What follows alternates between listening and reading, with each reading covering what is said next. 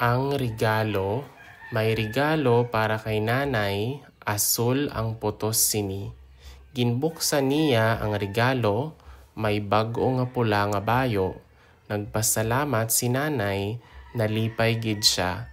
Ginagamit niya ini sa pinasahi nga okasyon, palangga gid niya kami.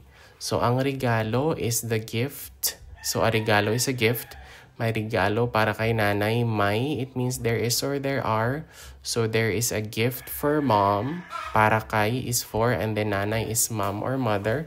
So there is a gift for mom. Asul ang putos sini. So asul is blue. And then putos is like the covering or the wrapper. Sini is this. So blue is the color of the wrapper of the gift. Ginbuksan niya ang regalo. Bukas means to like open. Ginbuksan. So she opened the gift. May bago nga pula nga bayo. So bago is new. And then pula is red. So there is a new red colored shirt or dress in a way. So that's bayo. Nagpasalamat si nanay. So salamat. So mother is thankful or mother said thank you. Nalipay gid siya. Lipay means like happy. Gid is an intensifier. So mother is, or he, like she is really happy. Ginagamit niya ini sa pinasahi nga okasyon. Gamit is like use.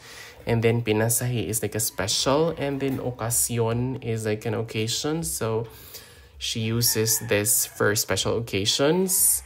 And then palangga means love. Palangga gid niya kami. So she really loves us. Palangga gid niya kami. Ang regalo, may regalo para kay nanay, asul ang putos sini.